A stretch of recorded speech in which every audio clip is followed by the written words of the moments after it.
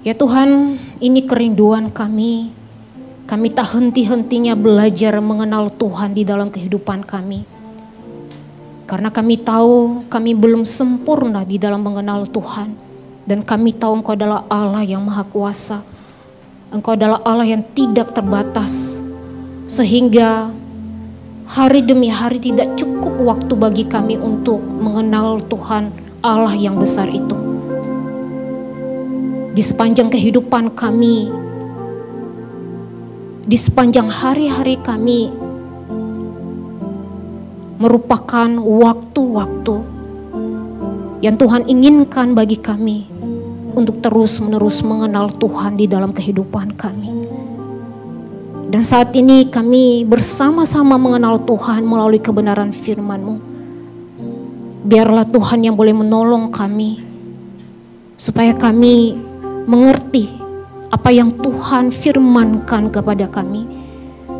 Dan supaya kami juga memiliki kerendahan hati. Hati seorang murid yang mau dibentuk oleh kebenaran firman-Mu. Sehingga ya Tuhan, kami mengenal Tuhan kami.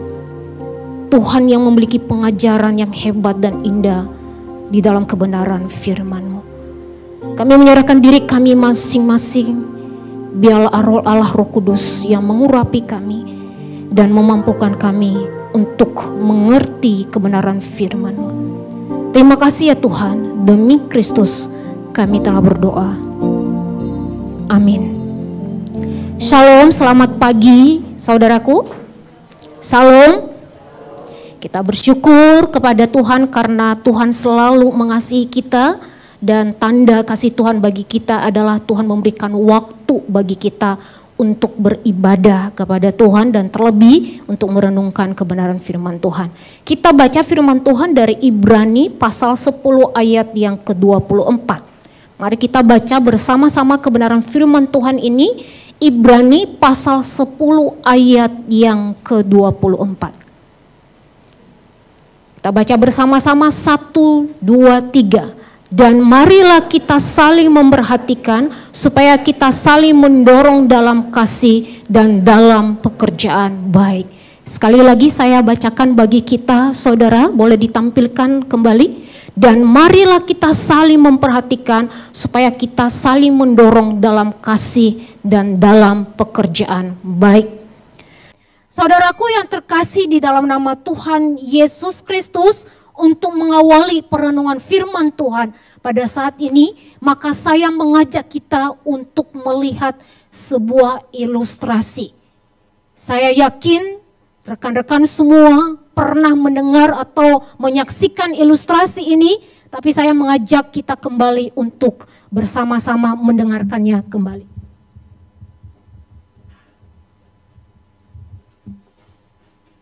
Taplaknya boleh di...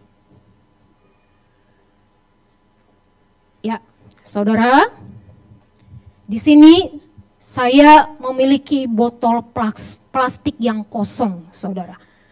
Dan anggap saja botol plastik ini adalah diri kita. Diri kita yang kosong, saudara. Coba diperhatikan, saudara. Apakah saudara mau jadi plastik, botol plastik? Tidak, ini hanya sebuah penggambaran. Anggap saja diri kita ini adalah botol plastik yang kosong ini. Nah saudara, ketika kita mengalami berbagai macam hal di dalam kehidupan kita, misalnya mengalami apa ini saudara? Marah. Pernah mengalami marah saudara? Atau tidak pernah? Semua di sini adalah orang-orang suci yang tidak pernah marah? Pernah marah saudara. Ini saudara pernah mengalami ini juga apa ini? Khawatir, pernah khawatir? Pernah ya. Bohong kalau tidak pernah khawatir saudara. Kemudian apa ini saudara? Kecewa, pernah kecewa? Kecewa sama siapa? Sama suami? Sama si istri? Atau sama pacar? Sama teman? Ya kita semua pernah kecewa.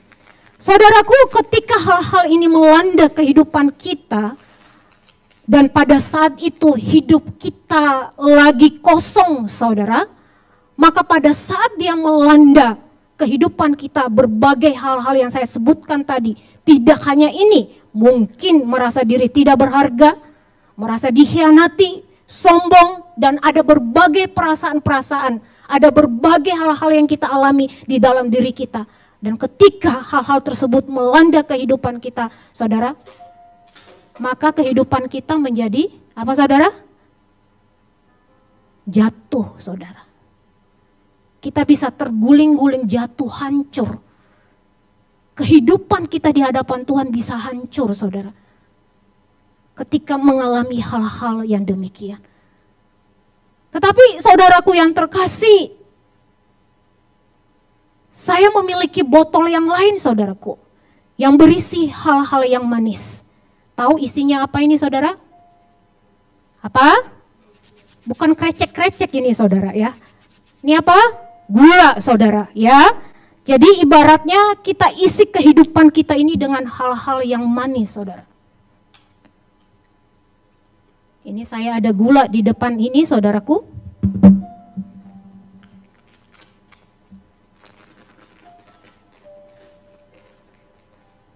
Nanti gulanya bisa diminta, saudara, ya, kepada saya. Kita isi botol kehidupan kita dengan hal-hal yang manis.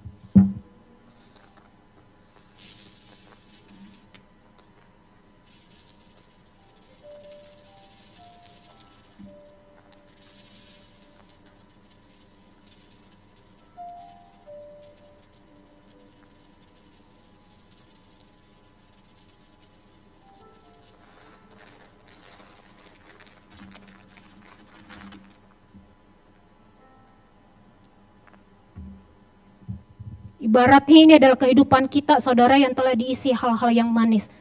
Dan pada saat kita mengalami ini, apa, saudara? Lelah. Pernah lelah? Atau kita ini semua robot tidak pernah lelah? Pernah lelah, ya? Selanjutnya apa ini, saudara? Merasa diri tidak berharga, ya. Jangan lihat tulisannya, saudara, jelek sih tulisannya, ya. Oke. Pada saat kita mengalami ini apa? Pernah kesepian enggak? Pernah kesepian, ya.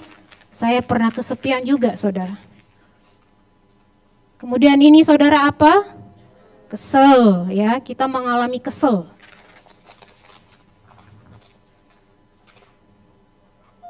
Ini apa, saudara? Iri hati. Pernah iri hati enggak? Sedikit. Terima kasih, Pak. Katanya pernah iri hati tapi sedikit, ya, Pak, ya. Begitu, ya. Rasa-rasanya saya pernah banyak sih, Pak, begitu iri hati, ya. Oke. Saudara, kita pernah mengalami iri hati, dan saat-saat kita mengalami hal-hal yang telah saya sebutkan tadi, saudara, melanda kehidupan kita, saudara. Apakah botol hidup kita yang diisi dengan hal-hal manis tadi, saudara, jatuh atau tumbang, saudara? Tidak, saudara. Boleh mejanya ditaruh di sebelah kiri saya. Hidup kita, saudaraku, tidak mudah tumbang. Kenapa? Karena hidup kita terisi hal-hal yang manis.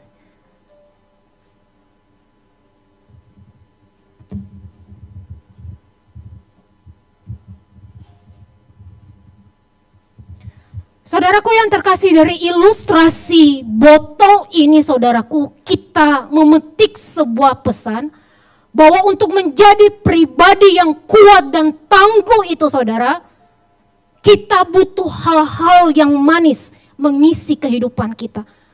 Tapi kita jangan artikan secara hurufiah, saudara, di mana kemudian saudara-saudara akan memakan gula sebanyak-banyaknya. Nanti kalau saudara makan gula terlalu banyak, maka itu juga akan membawa penyakit kepada saudara. Yaitu penyakit apa? Diabetes. Ini hanya sebuah penggambaran. Anggap saja gula itu adalah hal-hal yang manis. Yaitu berupa asupan-asupan positif yang masuk di dalam kehidupan kita. Misalnya, saudaraku, firman Tuhan. Misalnya pikiran-pikiran yang benar. Nasihat-nasihat yang baik, hadirat Tuhan, dukungan yang baik dari sesama kita. Dan ada berbagai hal, asupan-asupan positif yang seharusnya saudaraku itu lebih kita utamakan terisi atau mengisi kehidupan kita, saudara. Dan pada kesempatan ini saudaraku berkaitan dengan tema yang kita bahas dalam beberapa waktu ini, yaitu tentang kepemimpinan. Maka saya mengajak kita semua untuk mengarahkan perhatian kita atau fokus kepada salah satu hal manis yang kita perlukan di dalam hidup ini supaya kita tidak tumbang, adalah dukungan baik dari sesama kita. Atau istilah yang paling dekat dengan tema kepemimpinan adalah dukungan baik dari pendamping pemimpin, saudara. Istilah keren lainnya mentor. Kita butuh mentor dalam hidup ini. Kita butuh pendamping pemimpin di dalam hidup ini. Jangan pernah bilang saya tidak butuh. Kita ini adalah makhluk sosial. Kita butuh pendamping pemimpin di dalam hidup ini. Kenapa saudara? Karena kita semuanya terbatas. Lalu saya ini sudah menyampaikan minggu lalu. Kita ini adalah terbatas. Kita butuh orang lain di dalam kehidupan kita. Kita butuh pendamping pemimpin di dalam kehidupan kita, saudara. Itu tidak bisa disangkal. Karena memang Tuhan juga menciptakan kita tidak hanya sendiri, tapi kita butuh orang lain. Saudaraku yang terkasih, pendamping pemimpin, apa yang saya maksud dan siapa, saudara? Tidak lain dan tidak bukan, pendamping pemimpin yang saya maksud di sini adalah kita semua. Umat yang percaya kepada Tuhan, saudara-saudara seiman di dalam Tuhan, orang-orang pilihan Tuhan, sesuai dengan apa juga yang para hamba Tuhan sampaikan berkali-kali di depan mimbar ini, bahwa pemimpin itu tidak hanya ditujukan kepada seseorang yang berada di dalam posisi organisasi atau struktural tertentu, tapi pemimpin itu tertuju kepada kita semua, umat Tuhan, saudara seiman di dalam Tuhan. Jadi saudaraku, kalau di dalam penguraian firman Tuhan saya sebutkan pendamping pemimpin atau sesama pemimpin, berarti itu ditujukan kepada kita semua umat Tuhan. Saudara, sebelum kita membahas tentang sepak terjang dari pendamping pemimpin, saudara, satu hal yang perlu kita sadari dulu, bahwa kita ini tidak kebal dari serangan si iblis, saudara. Kita ini rapuh. Apalagi si iblis tidak pernah diam, saudara. Dia selalu gesit, agresif untuk melancarkan serangannya bagi setiap kita, saudara. Firman Tuhan menyebutkan di dalam Efesus 6 ayat 12 bahwa karena perjuangan kita bukanlah melawan darah dan daging, tetapi melawan pemerintah-pemerintah, melawan penguasa-penguasa, melawan penghulu-penghulu dunia yang gelap ini, melawan roh-roh jahat di udara, dan lain sebagainya. Saudaraku, dari kebenaran firman Tuhan ini sangat jelas, saudaraku, menunjukkan kepada kita bahwa musuh kita, si iblis itu, bapa penipu, saudaraku, penipu yang ulung itu, bukanlah musuh yang sembarangan. Dia bukan musuh yang kaleng-kaleng biasa-biasa saja, saudaraku. Tapi dia musuh kita terdiri dari roh. Cuma rohnya adalah roh jahat, saudara. Sehingga ketika dia menyerang kita dan ketika juga kita melawan dia, kita tidak melakukan dan dia tidak menyerang kita secara fisik, saudara. Itulah sebabnya si iblis lebih suka menyerang batin kita, hati kita. Hati kita ini menjadi sasaran empuk bagi si iblis untuk menebarkan pengaruh-pengaruh jahatnya supaya kita jauh dari Tuhan, saudaraku. Medan pertempuran sesungguhnya adalah hati kita. Bukan secara fisik, saudaraku, tetapi hati kita. Dan yang lebih berbahaya lagi, saudara, iblis tahu setiap kelemahan kita. Iblis tahu bibit-bibit kelemahan yang ada di dalam diri kita karena kita pernah berdosa. Bibit-bibit kelemahan itu misalnya seperti tadi yang saya sebutkan, marah, kecewa, kesepian, merasa diri tidak berharga, dikhianati, dan lain sebagainya, iri hati, sombong. Ada berbagai macam, saudaraku, bibit-bibit kelemahan yang disebutkan juga adalah dosa di dalam kehidupan kita. Dan iblis tahu itu. Misalnya, saudaraku, kita punya kelemahan di dalam pengendalian diri. Saudara, iblis tahu bahwa kita lemah di bagian itu, saudara. Seseorang, saudaraku, yang kurang di dalam pengendalian, dia bisa bertindak secara impulsif, saudara. Misalnya, ketika ada seseorang yang melakukan hal yang tidak benar, ketika seseorang mengajukan pendapat dan pemikiran tapi pemikirannya salah, maka saat itu orang yang kurang bisa mengendalikan diri akan bertindak secara impulsif. Saat itu juga dia akan merespon. Saat itu juga dia mengatakan itu tidak benar. Ini yang benar. Saat itu juga dia akan meluruskan. Tanpa ada pertimbangan. Tapi yang jadi masalah, saudaraku, bisa saja orang yang kita respon itu berada di dalam masa-masa kekanak-kanakan secara rohani. Sehingga ketika kita respon demikian belum tentu berterima, saudara. Bisa jadi orang yang kita respon itu sedang berada dalam kekalutan yang hatinya tidak baik-baik saja. Kemudian kita datang merespon dan meluruskan pikirannya. Pada saat itu juga, saudara, mungkin saja dia tidak mau. Sehingga saudara kita berbenturan dengan dia. Sehingga sikap kita yang kurang mengendalikan diri, saudaraku, merusak komunitas kita sebagai anak-anak Tuhan. Relasi mulai merenggang, relasi mulai tidak baik, saudara. Dan kemudian si iblis mulai bekerja di dalam hati kita. Jadi dia mengatakan, kamu tidak salah kok. Memang benar, yang kamu nyatakan itu benar, ya kamu harus menegakkan kebenaran. Kamu harus kasih tahu yang benar, kamu harus luruskan pikiran yang salah, pikiran yang bengkok. Kamu benar, kamu tidak salah. Jadi mengapain kamu memikirkan terlalu dalam dan mengatakan, wah saya perlu mengoreksi diri, tidak usah. Karena kamu memang benar. Saudaraku, betul memang benar. Ketika kita menyatakan kebenaran itu. Tetapi justru yang Tuhan juga mau dari kita ketika menyatakan kebenaran harus penuh dengan hikmat, saudara. Akhirnya ketika iblis, saudaraku, mempengaruhi kita, dia tahu kelemahan kita, kita mengeraskan hati. Kita merasa diri kita benar. Kita tidak mau mengoreksi diri lagi. Akhirnya apa? Kita berbenturan. Kita berbenturan dengan orang lain. Saudaraku, ini sangat berbahaya.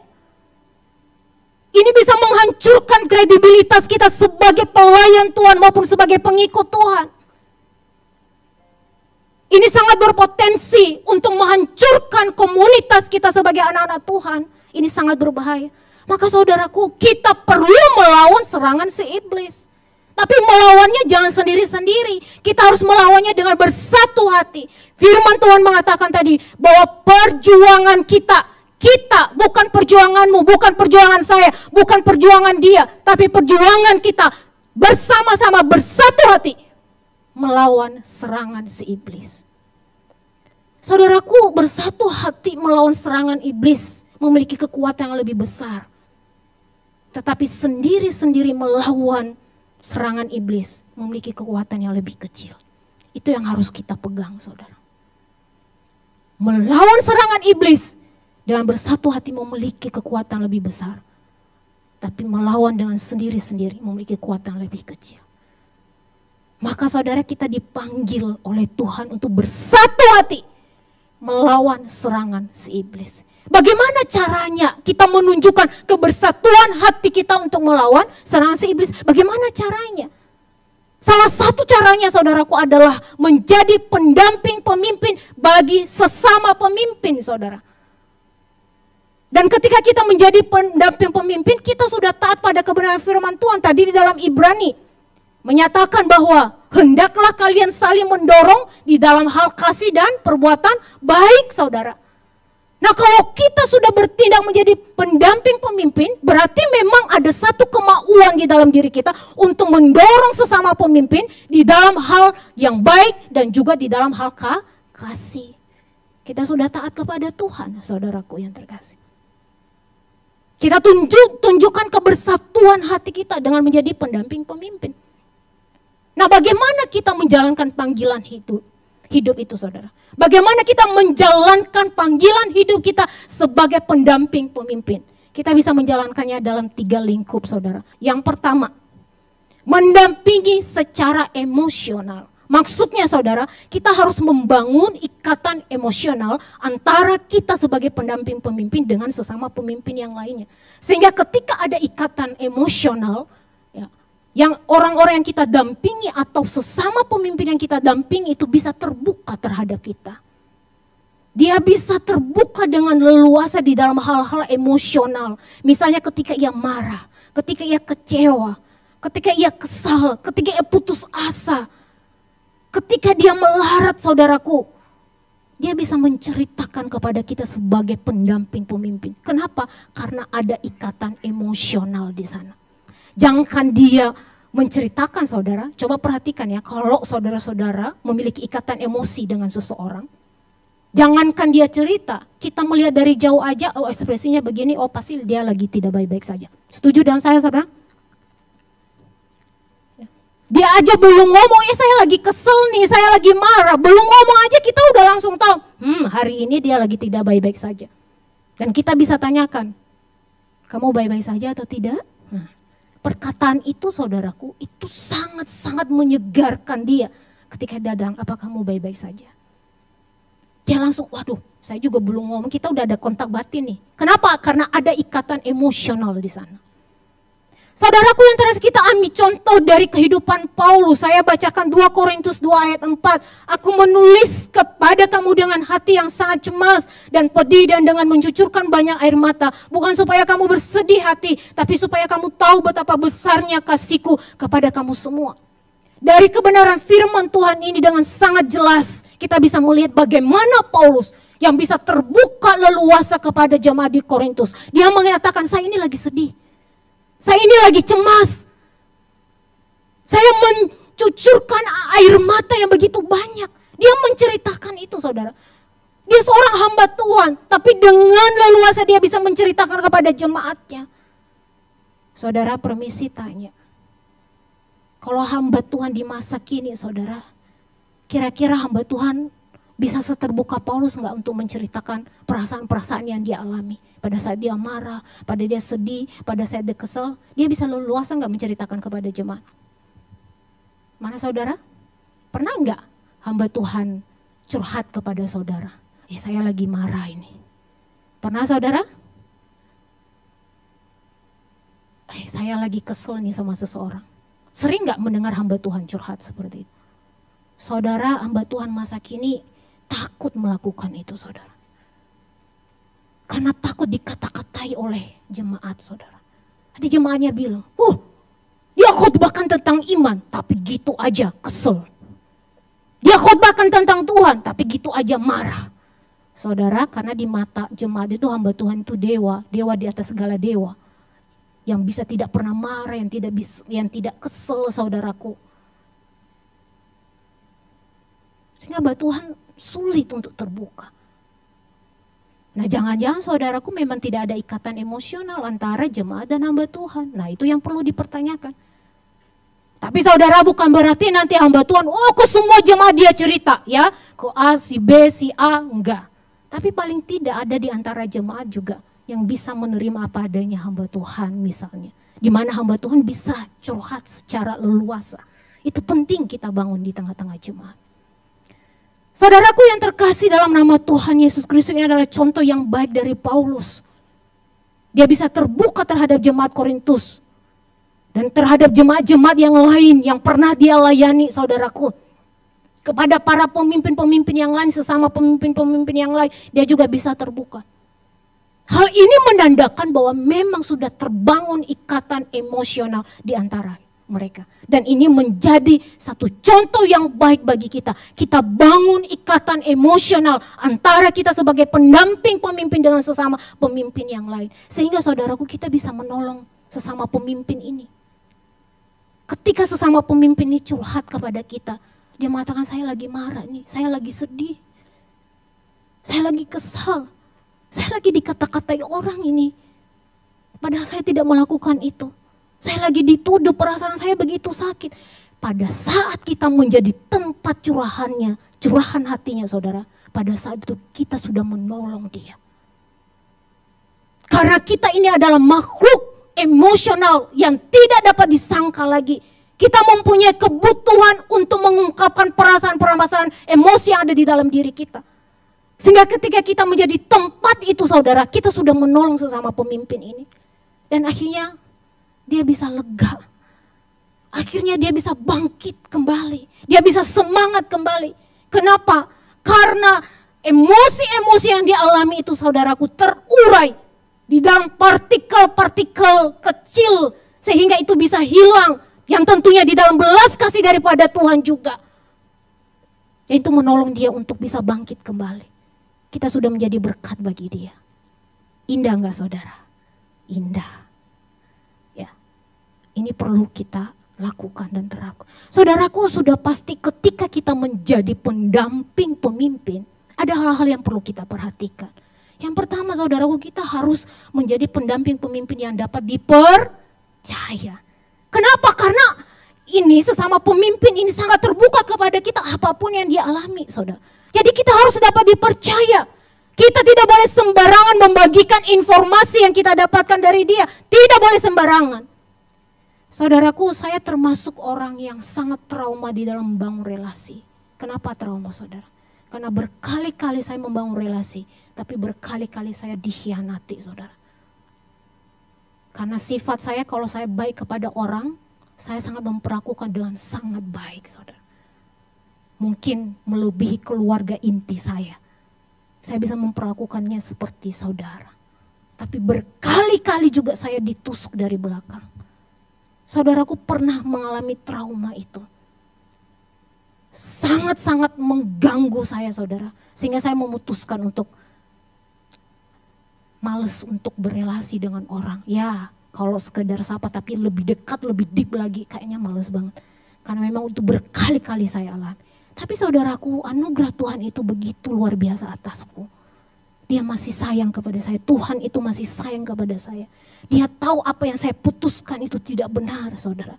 Dan masih mengasihi saya, dia sayang. Sehingga menghadirkan seseorang yang mau juga membangun relasi dengan saya. Tapi saudara, sebelum kami membangun relasi lebih deep, lebih dalam lagi, membangun ikatan emosional itu, kami membuat perjanjian di awal saudara. Ibaratnya perjanjian pranikah saudara. Ibaratnya. Ya, saya ingat betul itu di sebuah tempat makan kami bertemu. Saya bilang oke, kalau kita mau menjadi sesama pendamping pemimpin. Kamu menjadi pendamping pemimpin buat saya juga menjadi pendamping pemimpin buat kamu. Tapi ini yang perlu harus kita kerjakan ke depan. Saya tidak mau ini. Saya ini trauma di dalam sebuah relasi. Saya tidak mau termasuk harus dapat dipercaya. Kemudian saudaraku, pendamping pemimpin saya dia mengatakan oke kita sepakat ya. Puji Tuhan sampai detik ini masih awet hubungan kami. Kalau saya ada perlu apa-apa, saya curhat apa-apa, pasti kepada dia. Demikian juga dia terhadap saya. Dan saya berharap hubungan itu akan berlanjut. Meskipun harus berpisah misalnya, tapi hubungan itu terus berlanjut. Kita boleh saling membangun satu dan lain-lain. Ini diperlukan saudara harus dapat dipercaya. Kemudian saudaraku harus jujur di dalam memberikan tanggapan. Kalau dia salah ya katakan salah, kalau dia benar ya katakan benar. Harus saling menanggung beban. Kita juga harus meluangkan waktu untuk dia saudara. Dan juga harus mudah untuk diakses. Misalnya saudara dia WA kita. Aduh saya lagi galau nih, saya lagi mengalami ini. Kemudian saudaraku, kita tidak buka-buka WA-nya. Kita baru buka minggu depan saudara. Cilaka 12 kalau seandainya waktu itu dia bunuh diri, dia udah keduluan bunuh diri saudara. Kita baru datang seminggu lagi kepada dia. Jadi itu enggak benar. Jadi harus mudah diakses. Kalau kita udah komitmen bahwa kita mau menjadi pendamping pemimpin bagi dia. Dan dia juga saudaraku menjadi pendamping pemimpin buat kita. Maka saudaraku kita harus mudah diakses. Ya, sediakan waktu. Saudaraku ini hal yang perlu kita kerjakan ketika kita menjadi pendamping pemimpin secara emosional bagi sesama pemimpin. Yang kedua saudaraku mendampingi secara rasional. Dalam arti saudaraku menjadi atau mendampingi dengan memberikan pemikiran-pemikiran, ide-ide, solusi-solusi, pertimbangan-pertimbangan bijak kepada sesama pemimpin. pada saat dia menghadapi masalah, pada saat dia butuh pemikiran-pemikiran yang baik, pada saat dia melibatkan kita untuk merencanakan segala tujuan-tujuan yang ingin dia gapai, saudara. Pada saat dia terpuruk, saudara, kita harus memberikan pemikiran, ide, dan solusi yang baik kepadanya. Kita ambil contoh dari kehidupan Paulus kembali, saudaraku. Di mana pada waktu itu jemaat Kolose lagi tidak baik-baik saja. Keluarga-keluarga yang ada di jemaat Kolose lagi menghadapi sebuah masalah di tengah-tengah keluarga. Bisa kemungkinan masalahnya adalah ketidakada harmonisan di antara anggota-anggota keluarga, antara ayah anak, ya, antara suami istri, saudaraku lagi tidak harmonis. Maka Paulus hadir memberikan pemikiran dan solusi yang baik kepada mereka. Ini pemikiran Paulus. Hai istri-istri, tunduklah kepada suamimu sebagaimana seharusnya dalam Tuhan. Hai suami-suami, kasihilah istrimu dan janganlah berlaku kasar terhadap dia. Hai anak-anak, taatilah orang tuamu dalam segala hal karena itulah yang indah di dalam Tuhan. Saudara, ini adalah pemikiran-pemikiran yang baik. Paulus mengatakan kalau kalian mau memulihkan hubungan kalian, ya jalankan fungsi sesuai dengan kodrat kalian. Sebagai pemimpin kasih istrimu, istri harus tunduk kepada suami, anak-anak harus hormati orang tua. Dia memberikan pemikiran-pemikiran itu. Dan ini menjadi contoh yang baik bagi kita. Ketika kita bertindak menjadi pendamping pemimpin, berarti kita juga harus mendukung dia, mensupport dia secara rasional, dan memberikan pemikiran, ide, solusi yang baik kepada dia. Saudaraku, saya teringat, saya pernah berada di dalam pergumulan batin yang cukup berat, saudaraku. Boleh dikatakan galau, saudara. Kemudian saya ceritakan kepada seseorang, boleh saya katakan dialah pendamping pemimpin, saudara, bagi saya. Dan kemudian dia memberikan satu pemikiran kepada saya, dia mengatakan, Yulina, kamu jangan takut kehilangan apapun. Karena Tuhan tidak pernah membiarkan pelayanannya hancur. Tuhan pasti punya cara untuk mengisi apa yang hilang. Yang terpenting Yulina harus fokus untuk pelayanan. Yulina harus fokus pada kelancaran pelayanan. Saudaraku, saudara tahu pada waktu itu, ketika menerima pemikiran itu saudaraku, ibarat air yang mengairi tanah gersang. Saya itu tanah gersang saudara, lagi kering banget saudara. Tapi ketika ada pemikiran itu bagaikan air yang segar, yang bisa menyegarkan saya kembali. Yang bisa membuat saya semangat lagi untuk melayani Tuhan. Oh ya, benar juga ya. Emangnya pelayanan ini punya saya kah? Pelayanan ini punya Tuhan. Tuhan punya cara untuk memulihkan pelayanan ini.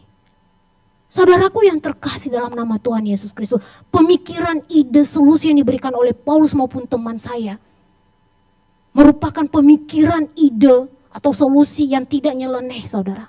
Paulus tidak mengatakan, hai suami-suami, kalau istri tidak melayani kamu, ya sudah kamu selingkuh saja. Hai suami-suami, hai istri-istri, kalau kamu tidak dikasihi oleh suamimu, ceraikan saja. Hai anak-anak, kalau orang tua tidak memperhatikan kamu, ya udah pergi aja dari rumah. Kan gampang, selesai masalahnya.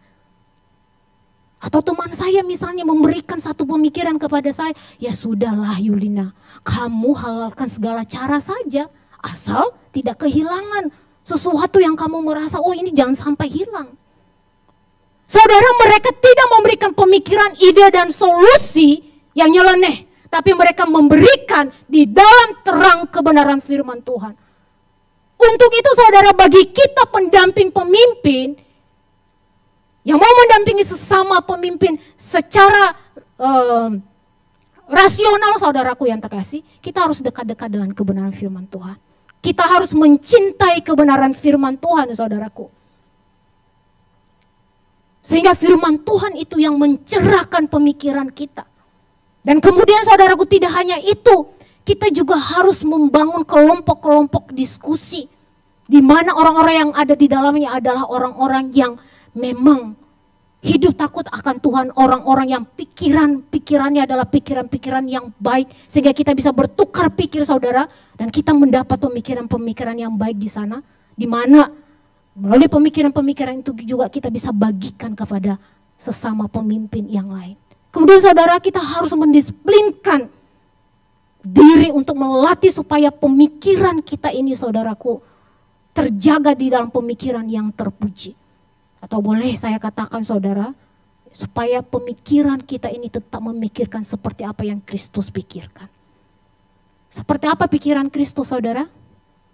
Memikirkan yang mulia, yang suci, yang benar, yang sedap didengar, yang manis, dan segala hal-hal yang baik lainnya. Kita harus melatih pikiran kita saudara. Sehingga ketika kita terlatih dan kita juga dekat dengan kebenaran firman Tuhan, kita juga mendapat pemikiran-pemikiran yang baik dengan orang lain. Kita bisa mendampingi sesama pemimpin secara rasional dengan baik juga. Kita perlu melakukan ini saudara. Yang ketiga saudaraku adalah mendampingi secara rohani. Maksudnya saudara, mendampingi sesama pemimpin dengan memberikan dukungan secara rohani. Kita ambil contoh kembali dari kehidupan Paulus ketika dia berada dalam penjara saudara. Itu saudaraku yang terkasih tidak memutuskan hubungannya dengan jemaat-jemaat yang dia layani. Dia dukung jemaat-jemaatnya dan sesama pemimpin yang lain melalui doanya. Melalui firman Tuhan yang ia tuliskan. Bahkan dalam penjara pun dia terus menggali informasi bagaimana pertumbuhan kerohanian jemaat yang pernah ia layani. Dan ketika dia melihat, oh udah mulai merosot nih pertumbuhan kerohaniannya, dia memberikan nasihat-nasihat yang baik. Jadi dia mendukung jemaat-jemaat yang dia layani itu secara rohani. Ini sangat luar biasa. Kita juga saudaraku yang terkasih, ketika kita menjadi pendamping pemimpin, kita harus mendukung sesama pemimpin yang lainnya secara rohani. Kita mendoakan mereka saudaraku yang terkasih. Kalau mereka mulai merosot secara rohani, ingatkan mereka akan hubungan mereka kepada Tuhan. Kalau mereka malas untuk melayani, ajak mereka dorong supaya melayani Tuhan. Supaya kita ini sama-sama bertumbuh ke arah cinta kepada Tuhan. Kita harus mendukung mereka. Saudaraku yang terkasih dalam nama Tuhan Yesus Kristus. Yang saya mau tanyakan kepada kita ya, antara kita ini hamba Tuhan dan juga jemaat. Kita ini juga sebenarnya bisa menjadi pendamping pemimpin. Jemaat dengan hamba Tuhan dengan jemaat.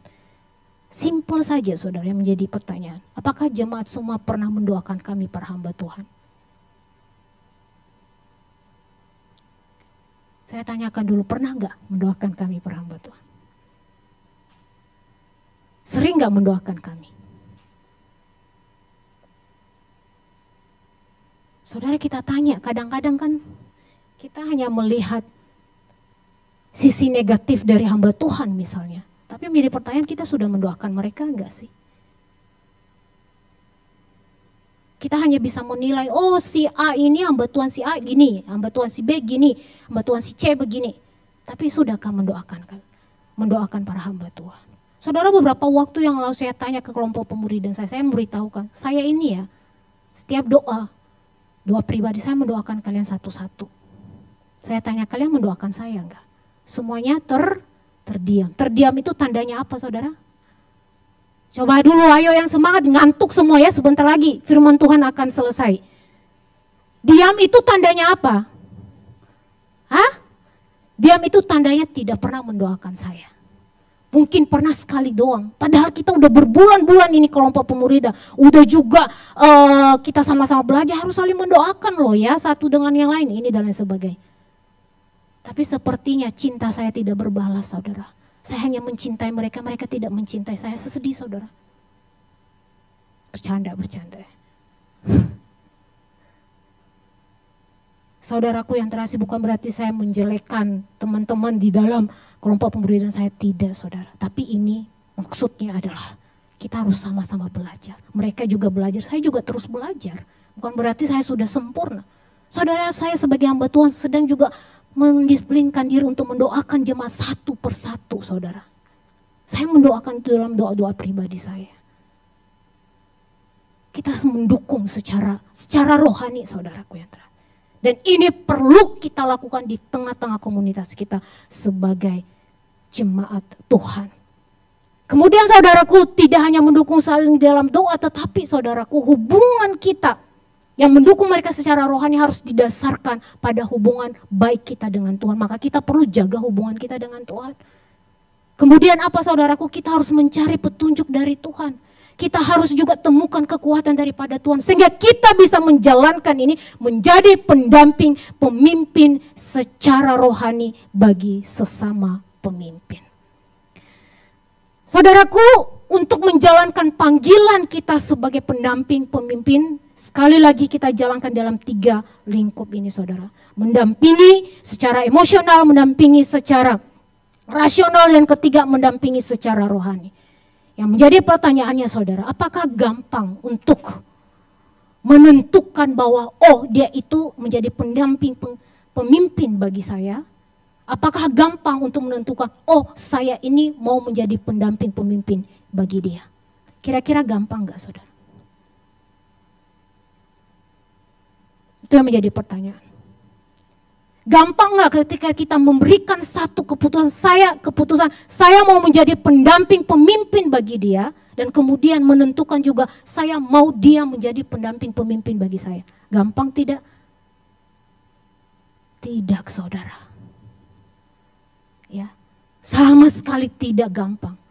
Maka saudara, kita perlu mencontoh jemaat mula-mula. Mereka hidup tekun untuk bersekutu saudara, berkumpul. Sehingga ketika mereka membangun persekutuan yang indah, mereka bisa saling mengenal satu dengan yang lain. Dan di dalam relasi itu saudara, kita bisa menemukan, siapa ya orang yang tepat menjadi pendamping, pemimpin bagi saya. Kita juga bisa memutuskan, saya mau menjadi teman atau pendamping pemimpin bagi sesama pemimpin yang lain. Kenapa? Karena ada relasi di sana. Tapi semasa kita tidak aktif dalam persekutuan saudara, kita akan susah menemukan itu. Kalau saudara-saudara hanya datang di kebaktian umum pada hari Minggu, tapi tidak pernah datang dalam persekutuan, doa tidak juga mau ikut di dalam pemuridan saudaraku, dan pertemuan-pertemuan yang lain misalnya juga seperti kebaktian keluarga dan lain sebagainya saudara, itu agak susah. Ya, kita menemukan pendamping pemimpin. Jadi saudaraku, kami sangat menghimbau. Tidak hanya datang di KU, tapi datanglah di dalam persekutuan-persekutuan yang lain. Saudaraku yang terkasih dalam nama Tuhan Yesus Kristus, di penghujung khotbah ini saudaraku, saya mau menyatakan kepada kita semua bahwa cobaan dan godaan seringkali datang tiba-tiba tanpa diundang. Setuju saudara? Situasi yang paling sulit adalah ketika sendirian tanpa pendamping. Situasi yang paling sulit adalah ketika sendirian menghadapi cobaan dan godaan itu tanpa pendamping. Maka saudaraku, jangan biarkan sesama pemimpin itu sendirian. Kita harus isi kehidupannya, kita harus isi botol kehidupannya supaya dia tidak tumbang saudara, supaya dia tidak terguling-guling, supaya dia tidak hancur di hadapan Tuhan. Tapi dia menjadi pribadi yang tetap kokoh dan teguh. Tidak mudah membuahi marah, tidak mudah membuahi khawatir, tidak mudah membuahi sombong, tidak mudah membuahi kecemasan dan lain sebagainya saudara. Kenapa? Karena salah satunya kita hadir di sana bagi dia. Kita isi botol kehidupannya dengan hal-hal yang positif dari kita, dengan pendampingan yang ada di dalam diri kita saudaraku. Kita dampingi dia secara emosi, secara rasional, secara rohani saudara.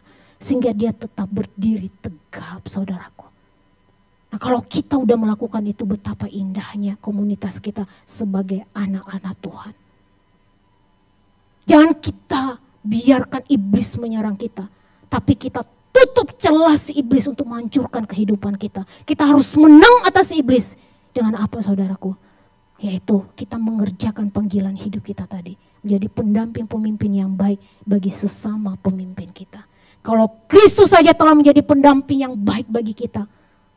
Dan buktinya adalah ketika dia turun ke dunia untuk menebus dosa kita. Dia menjadi pendamping yang setia bagi kita. Maka kita pun saudaraku harus menjadi pendamping yang baik juga buat sesama pemimpin yang lain. Kiranya Tuhan memberkati kita. Amin. Mari kita berdoa.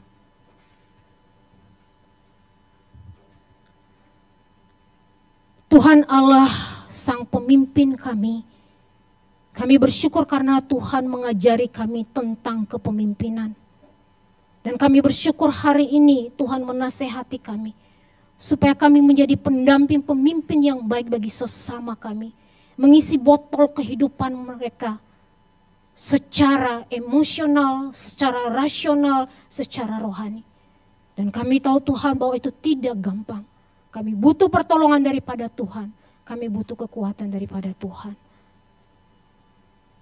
Tolong kami Tuhan untuk menjawab panggilan Tuhan ini. Dan biarlah nama Tuhan saja yang dipermuliakan melalui kehidupan kami. Demi Kristus kami telah berdoa. Amin.